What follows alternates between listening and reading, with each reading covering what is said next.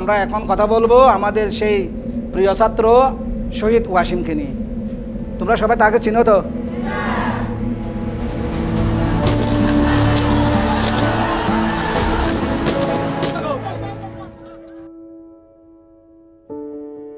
আমি হলো ভালো একটা শিক্ষক হব। শিক্ষকতাটা আমার পছন্দ হয়, এ কথা বলতো সবসময়। তো ওর একটা ইচ্ছা ছিল যে দেশ দেখবো। ও মিথ্যে কথা বলতে পারতো না, মিথ্যে কথা কারো কথা পছন্দ করতো না, মিথ্যে কথা বলতো না। আমার ছেলে আমার এখনো মনে করি ছোট্ট করে আছে। ফেসবুকে স্ট্যাটাস দিছিল যে সাধারণ শিক্ষার্থীদের পাশে আমার পানির সংগঠন, আমি এই পরিচয়ে শহীদ হব, এরকম বলে 16 ঘন্টা পরেই শহীদ হয়ে গেছে। 17 তারিখ ভোর 6টার দিকে এখানে রাস্তা দিয়ে লাশবাহী গাড়ি ঢুকতেছিল। ভাইয়া যে শেষবারের মতো লাশবাহী গাড়িতে করে ভাইয়ার নিরন্তর দেহটা যে আসতেছে, এটা বাবাকে দেখাচ্ছিলাম তখন। তো বাবা কিছুক্ষণ পরে অজ্ঞান হয়ে গেছে ওখানে।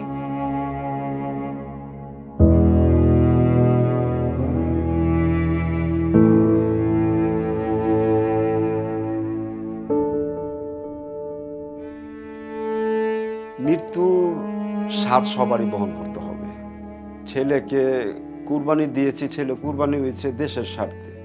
আমার ছেলে এইভাবে যে চলে যাবে আমরা কখনো ভাবতে পারি। মিরাজ তো আমার ছেলে না, আমার বন্ধু ছিল। ও বুঝতো যে এখন বাবার পকেটে পয়সা নাই, ও বুঝতে পারত একটি বাবার কাঁধে ছেলের লাশ যেই বাবাই বহন করছে সেই জানে।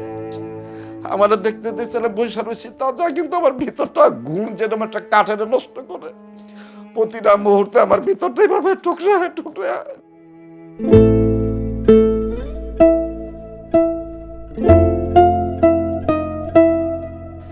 যেখানে দেখতে পাচ্ছেন সাদা তীরটা, এইটাই আমার মিরাজ।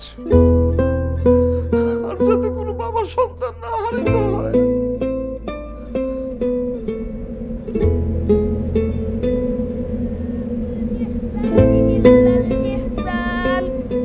فبأي آلاء ربكما تكذبان 18 পারা পর্যন্ত পড়ছে, মানে আর 3 মাস বাকি আছে। 3 মাস পরে মানে হাফেজা লাইনে চলে যাবে আর কি।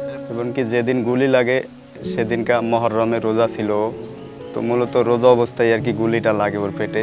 ও একটা বাসায় থাকতো, যেই কয় টাকা পাইতো এটা দিয়ে মানে আমার আব্বা আমার ওষুধ ভরি চলাইতো, আর আমরা যেটা ইনকাম করতাম এটা দিয়ে সংসার চালাইতাম। খুব ইচ্ছে ছিল মানে বাবা মারে নিয়ে হজ করতে যাইবে, এটা খুব ইচ্ছে ছিল ওর আর কি। কতটা তুমি হারালে বন্ধু, কেঁদেছে অন্তর। জানো না তুমি হারাবার ব্যথা, জানে পলাশির প্রান্ত। হারিয়ে গেছে যেখানে মায়ের সোনার নোলখানি, দোলা ভরা ক্ষেতের ফসল সাজানো ফুলদানি। এ হারানোর বেদনা তুমি রেখো অন্তরে, দেখবে তোমার দুঃখ লুকাবে পলাশির প্রান্তরে।